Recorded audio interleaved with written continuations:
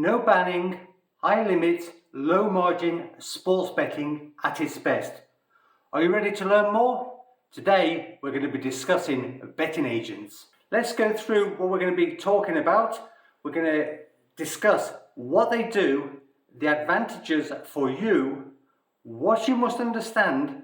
We're going to give you a list of the bookmakers, the exchanges and the betting platforms that they offer, who can benefit, any restrictions that are involved, all the payments, what you need to understand about it. Also, we're going to give you 6 agents and brokers that you can consider, and we're going to do some recommendations and we're going to warn you who to stay away from. So let's get on with number 1. First of all, what do they do? A betting agent, or a broker as they're also known, facilitates betting accounts. I mean, basically they are agents for sports betting books and exchanges.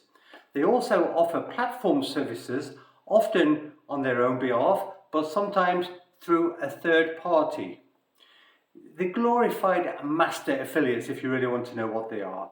They operate a 2-model system where they take a participation agreement on losing customers and hope to get a share of the revenue generated. And the second one is the turnover model.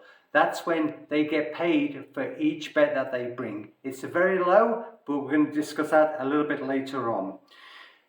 Also, I just want to mention that the professional gamblers that bet there, some of them might be getting shadowed by these actual agents as such, right? So they might be taking advantages in other ways, but let's talk about your advantage, which is much more relevant. First of all, it's a single wallet. So basically you send money to them and then they place the money, the funds, where you wish them to go in the different betting accounts, right? So they disperse it. It's low margin betting. Now you imagine you've got 6 or 7 different bookmakers all pumping odds into one system, right? And you know, you're getting the best odds from each. These are low margin bookmakers. That's how you can obviously squeeze the juice out of the game and probably start betting at 99 or even 100%. They offer integrated betting tools such as the platform. This is, you know, what I just mentioned, where all the odds are going into one system and you can actually just place from one click. You don't even necessarily need to know which bookmaker it is or who you're betting with. As long as you're set up with that platform, then you can place the bet, right? Or the API, that's for, you know, bot operators as such, and anybody that needs this data and feed, like betting syndicates, you know, they need an API feeding these odds through to them so they can actually work them, right? So the other thing what they might offer is the broker services, depending on you know, whether you are betting high enough sums. This is normally done by sort of Skype, Messenger, Telegram and so on.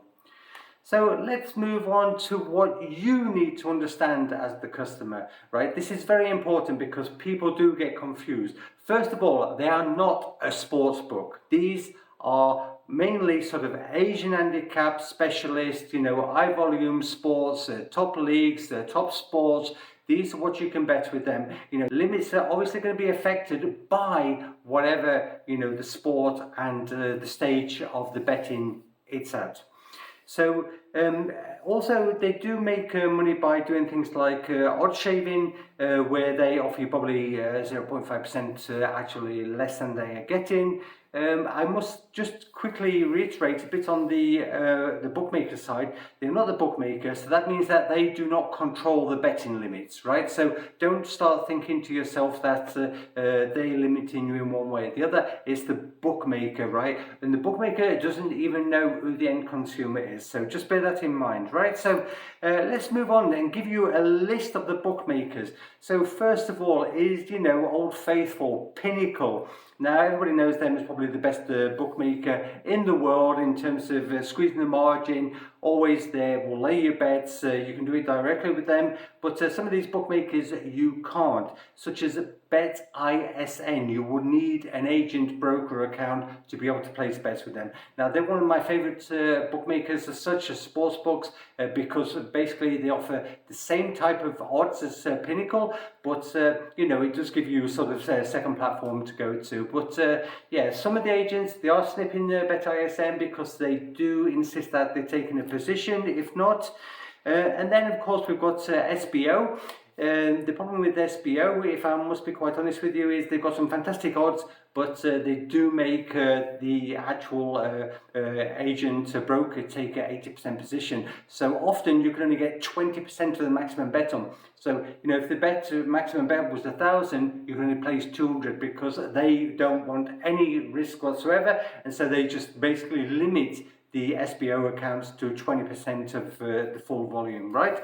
There's MAXBET, also known as IBC. If I go off on a tangent on IBC, I was there once upon a time and in the Philippines, and I spoke to the guy that owned IBC, and he was telling me that he makes 0.67% per bet. So it just shows you, you know, the low margins that they're working from, right? So IBC, the great thing about them is that they do offer another set of odds as well. They do have quite high limits, especially for the top leagues, and they're particularly good on football. But again, it might be sort of a 50% maximum bet because of the position taking, right? There's also one called SINGBET, also known as Crown nowadays. I will warn you, the syndicates bet with them because they have some outstanding odds, and they can take what I'm just about to tell you now, and that is that they do have this sort of way of avoiding bets. You know, they've avoided bets more often than not. Probably 2 in every 100 is voided, but they do also avoid losing bets. So you know, it's they just come out with it. It's the wrong odds, and you know, you have to sort of get on with it, right? So just bear that in mind if you are taking SINGBET. You can cross them off. So it's just a little warning there. The exchanges as such, this Orbix or Fairex, that is basically the Betfair. It's powered by Betfair. Normally it's sort of 3% fee on those bets, but if you are betting them through a sort of system, you know, like a platform, then it's included in that, right? So Matchbook is another offer. The thing is with Matchbook, you probably get a lower lower commission rate through an agent broker than you will for the Betfair accounts as such, yes. Smarkets, which is pretty well worthless in my opinion. And then of course you've got BetDAX. Now BetDAX, it does give you a bit of an alternative. They are lower commission, so maybe you find the same odds as Betfair, but go on to BetDAX and it could be advantageous, right? As far as the platforms go, Molybet Black is one of them. Now the thing is with Molybet Black, they taking all the odds from a number of bookmakers, feeding them into the system, and then you go and place your bet. So you'll see 3 different scenarios there. You can take the best odds possible, it'll tell you the limit, or you can take average odds, you know, over how much you wish to bet, or you can do a bet placement where you are asking if that odds come available, that's what you want to bet. So, you know, Molybet Black, as it's also known, is a fantastic piece of kit, and I do recommend that all of you use it if you do get into this sort of type of betting. Now 3ET, that's sort of brother of Matchbook, but basically it's Matchbook without the commission. 3ET is part of the Benham Group, I guess, and the moral of the story is that you know, they're pretty well buying the odds in Asia themselves, and then they sell them off and taking a small commission on the bets.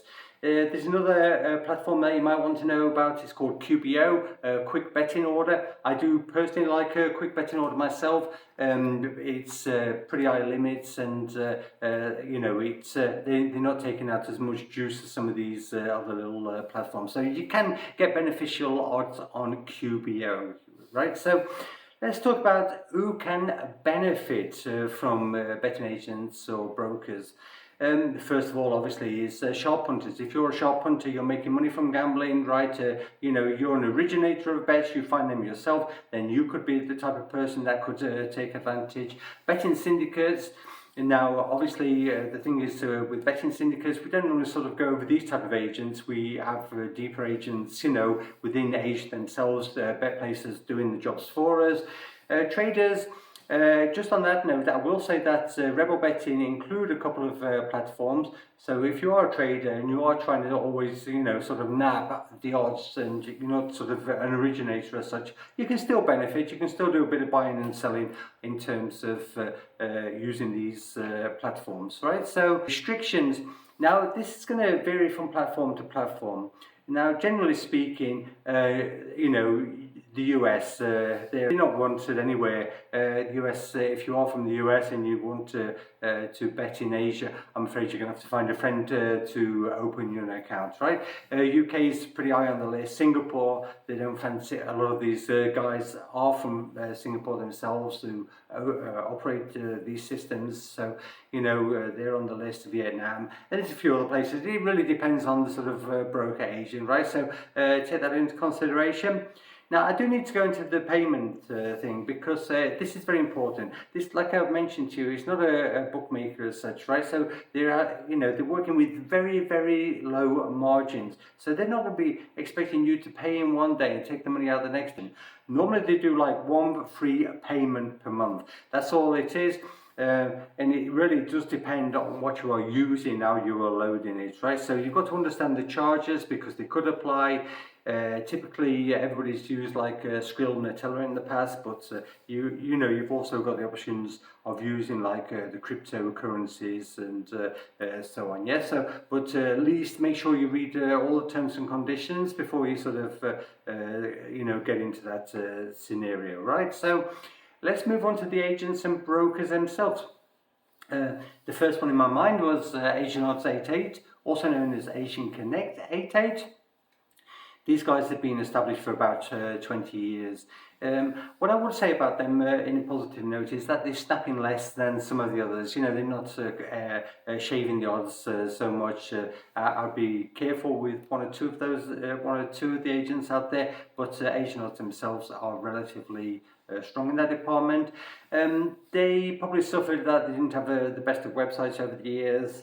They do have a promotional offer, and another slight negative would be that they do probably have a few less books than some of them. I don't know whether they've sort of killed themselves with these bookmakers or whatever the situation is, right?